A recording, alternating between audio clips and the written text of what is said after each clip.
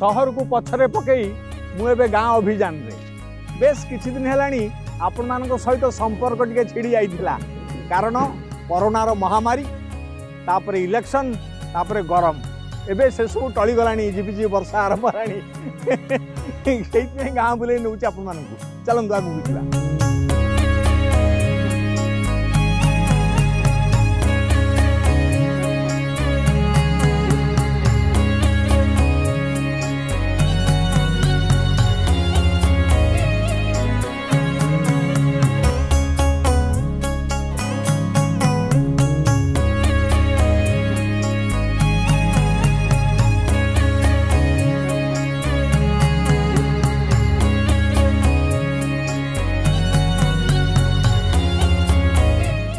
मुझे कौटी पहुँची गले आपण निश्चय अनुमान कर हाँ आज्ञा दारुठेंग एकदम भुवनेश्वर पाददेश भुवनेश्वर धीरे धीरे गाँ भितर को पशि आसा किंतु दिन थिला ये अंचल जंगल परिपूर्ण थिला चारिकड़ जाक पहाड़ गोटे दुर्गरक्षक स्थान ये खोर्धागढ़ को जगी रखि स्थान दारुठेंग से ब्रिटिश मानू प्रति मुहूर्त अटकई रखुला ये दारुठेंगर सैन्य सामंत मैंने ये जो पाइक मैंने रोते से मैंने सृष्टि करते आउ एक स्वतंत्र बलय जहाँ को रक्षा कवच कहुला से दारुठेंग गाँ भितर आसन जा गाँ भितर को बुले जानवे एवं दारुठेंग केमती अच्छी।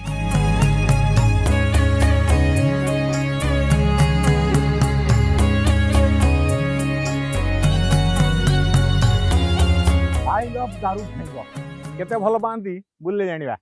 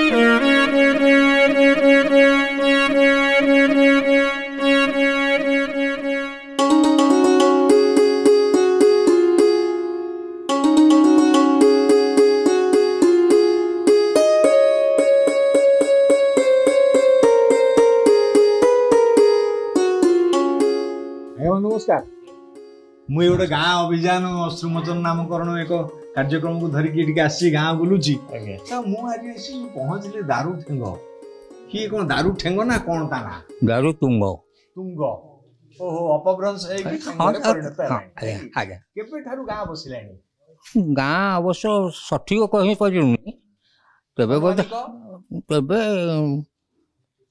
हाराहारी 1000 वर्ष तलर कथा 1000 वर्ष तलर कथा केते दिन हाँ हाँ काहे की बसला गाँ जते बेले ब्रिटिश भारत को दखल करिया को बसिला खोर्धागढ़ को सेते बेले पुरी राजा बछा बछा सैनिक मान को आनिके एठे रखिले रखिबार कारण एगोटा हूँ बॉर्डर पुरी राजा बॉर्डर अच्छा तेणु से बछा बछा पाइक मान को आनिके रखिले से माने ब्रिटिश साथ ये युद्ध कले माने मोटा मोटी ब्रिटिश सैन्य मानक भितर को न पुरे दवा पई एठी गोटे सृष्टि हला से बक्सी जगबंधु एमती से साहाय्य कले अच्छा पेंडिंग बाबू एठी थे सी भी जो स्वाधीनता संग्रामी तेणु यही दृष्टिकोण रही था ब्रिटिश सहित केते दिन लड़ीथिबे सेते बेले माने पाइक बोली भारी भर्ती हमर पाइक एठी नै आज्ञा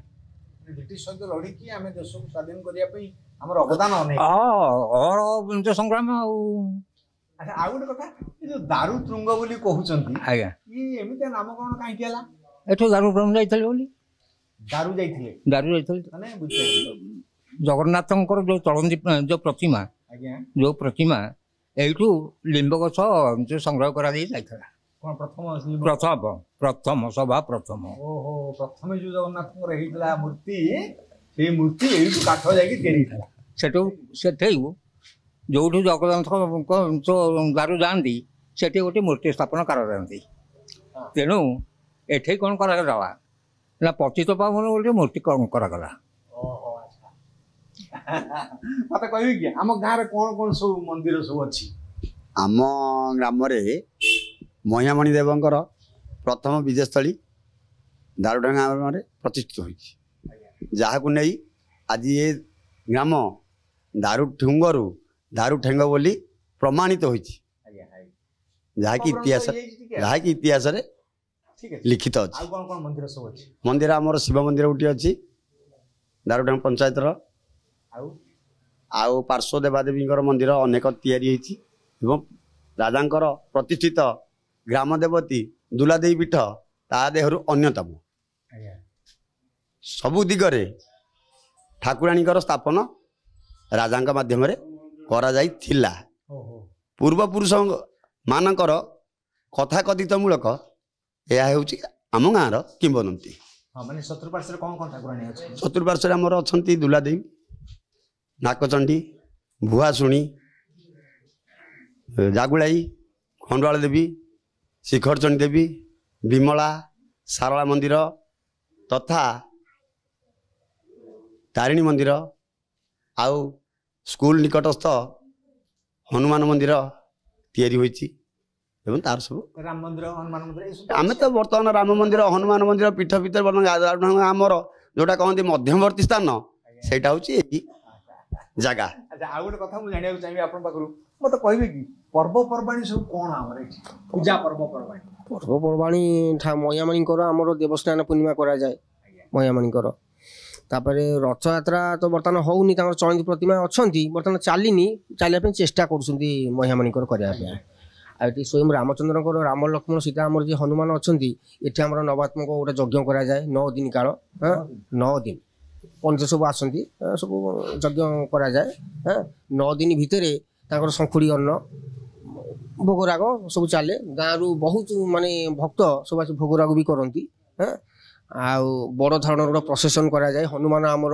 गाँव में आमर बुलती गाँ सब सफा करा जाए परिष्कार परिच्छन्न कराई गाँव में ठाकुर बुलती रज ये सब ये पर्वपर्वाणी सब हुए ना हमरा हाँ रज भी करा जाए रज भी अच्छे झियो मानकर बालकुनी हाँ हाँ पूजा हाँ बालकुनी ओषा अच्छी अच्छी आ कार्तिक पूर्णिमा हाँ कार्तिक पूर्णिमा भी करा जाए अच्छी कार्तिक पर्व डंगा भाषा हाँ डंगा भाषा करा सब जानते बोईत भसैया सब जानते सब आज्ञा मत कहबे कि आमर एठी तो जगन्नाथ महाप्रभु अछि राम अछि हनुमान अछि कहले आज्ञा ताको सब पर्वपर्वाणी कोन हम ग्राम रे 12 मास रे 14 पर्व जेमिति हुआ कथा होउछि विभिन्न प्रकार पर्व होउछि हमर बालिंगेश्वर रहिले बालिंगेश्वर पर्व होउछि सेठी शीतल षष्ठी तापरे हमर रहिले सेठी एठी रामचंद्र को 9 दिन व्यापी नवात्मक पर्व पालन होउछि विभिन्न प्रकार सांस्कृतिक कार्यक्रम होउछि जगन्नाथंकर पर्व होउछि रथ यात्राटा चलछि जो गाटा रथ यात्रा पे अच्छा ये जो पर्वपर्वाणी हमर हुए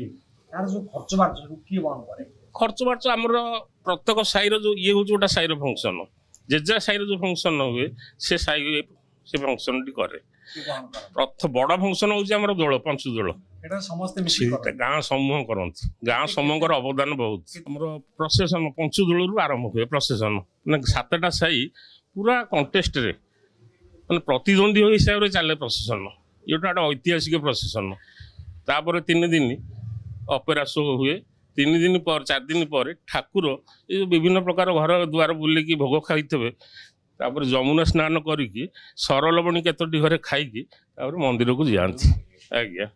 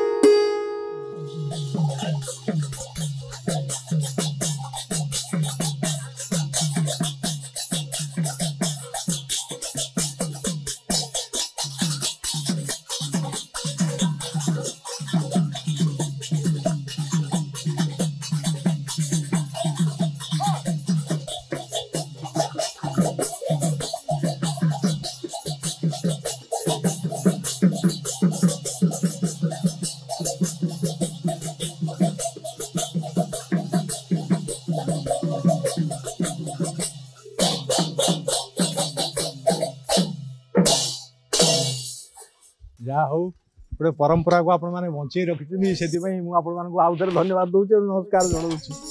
ଇଏ କେବେଠାରୁ ଆପଣମାନେ ଆରମ୍ଭ କଲେଣି? 8 ବର୍ଷ ହେଇଯିବ ଆଜ୍ଞା। 8 ବର୍ଷ। 8 ବର୍ଷ ହେଇଗଲାଣି ଆମର ଚାଲିଛି। କେତେ ଦଳ ଆମର ଏଠି ଅଛନ୍ତି? ଆମର ତ ଏଇ ମହାବୀର ଭଜନ ଟିମ୍ ଆମର ଗୋଟେ ଟିମ୍ ଆଉ ଦୁଇଟି ଟିମ୍ ଅଛନ୍ତି ଗାଁରେ ଅଲଗା। ଇ ମାନେ ଆପଣମାନେ କେମିତି କଣ ତାକୁ ରିହର୍ସାଲ ଫିହର୍ସାଲ କରୁଥିଲେ ନା? ମହାବୀର ଭଜନ ସନ୍ଧ୍ୟା ଦାରୁଠେଙ୍କ ତରଫରୁ ସତ୍ୟନାରାୟଣ ପାଲାଠୁ ଆରମ୍ଭ କରି 108 ହନୁମାନ ଚାଳିଶା ତ୍ରିନାଥ ମେଳା ଭଜନ ସନ୍ଧ୍ୟା ଠାରୁ ଆରମ୍ଭ କରି ସବୁ ପ୍ରକାର କାର୍ଯ୍ୟ ଯାହା ଧର୍ମ ସଂସାରରେ ବୁଡ଼ି ଯାଉଛି, ଯାହା ଭଗବାନ କହିଛନ୍ତି ଧର୍ମ ଧାରଣା ଏ ଜଗତ ଧର୍ମରେ ପ୍ରାଣୀ ଆତଜାତ, ସଂସାରରେ ଧର୍ମକୁ ବଞ୍ଚାଇ ରଖିବା ପାଇଁ ଆମେମାନେ ଯୁବକ ଗୋଷ୍ଠୀ ଏକାଠି ହେଇଛୁ। ସଂସାର ମଧ୍ୟରେ ଧର୍ମକୁ ଜୀବିତ ରଖିବା ପାଇଁ ଛୋଟ ଛୋଟ ପ୍ରୟାସ କରୁଛୁ। ଭଗବାନଙ୍କର ଆଶୀର୍ବାଦରେ ଦୀର୍ଘ 8 ବର୍ଷ ହେବ ଅନୁଷ୍ଠାନ ଆଜି ଗଢ଼ି ଅଛି। ଗାଁରେ ଅନେକ ଅନୁଷ୍ଠାନ ଅଛି, ସଂକୀର୍ତ୍ତନ ଠାରୁ ଆରମ୍ଭ କରି ମହିମାଲଙ୍କର ଭଜନ ଠାରୁ ଆରମ୍ଭ କରି 3-4 ସଂକୀର୍ତ୍ତନ ମଣ୍ଡଳୀ ମଧ୍ୟ ଅଛନ୍ତି। ଅନେକ ଧାର୍ମିକ ଅନୁଷ୍ଠାନ ମଧ୍ୟ ଅଛି। ଗ୍ରାମର ଐତିହ୍ୟ ପରମ୍ପରା ଅନେକ ପୁରାଣରୁ ବ୍ୟାଖ୍ୟା ହୋଇ ରହିଛି। ତେଣୁ ଅନୁଷ୍ଠାନକୁ ବଞ୍ଚାଇ ରଖିବା ପାଇଁ ଯୁବଗୋଷ୍ଠୀ ଆଜି ଏକାଠି ହେଇଛନ୍ତି ଆଉ ବଞ୍ଚାଇ ମଧ୍ୟ ରଖୁଛନ୍ତି। କେଡ଼େ ବଡ଼ କଥାଟା ଏଇଟା।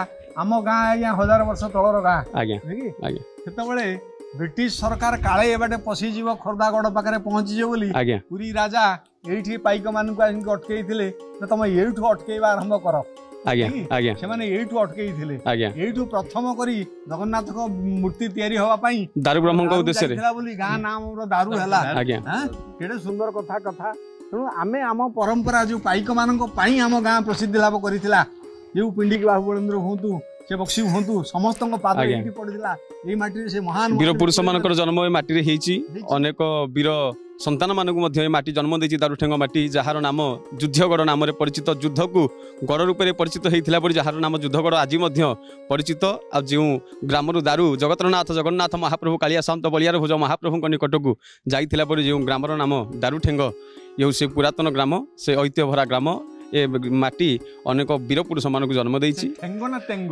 ଦାରୁଠେଙ୍ଗ ପୂର୍ବରୁ ଥିଲା, ଅପଭ୍ରଂଶ ହୋଇ ତାପରେ ଦାରୁଠେଙ୍ଗ କରାଯାଇଛି।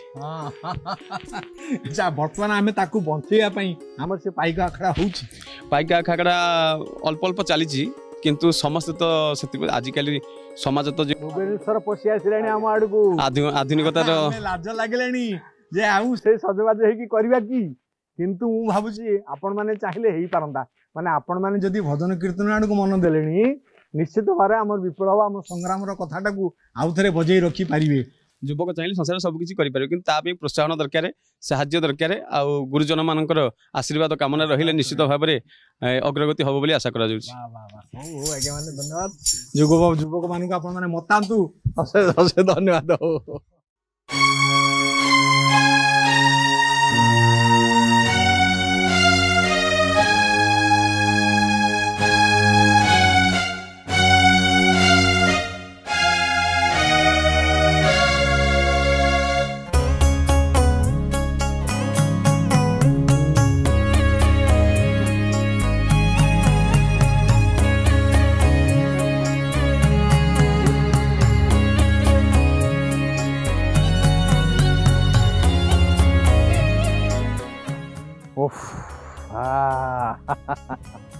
ଗାଁ ସହର ଯେତେ ପାଖେଇ ଆସିଲେ ବି ଗାଁ ଗାଁ ହେଇକି ଅଛି।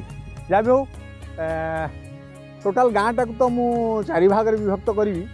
ଇଏ ପ୍ରଥମ ଭାଗ ଏଇଠି ସଖୁଛି, ପୁଣି ଦ୍ୱିତୀୟ ଭାଗ ଆରମ୍ଭ କଲା ବେଳକୁ ଆପଣମାନଙ୍କୁ ସ୍ୱାଗତ ଜଣାଇବି। ସେ ପର୍ଯ୍ୟନ୍ତ ଏଇଠି ଟିକେ ଅପେକ୍ଷା କରୁଛି। ଓ ବାବା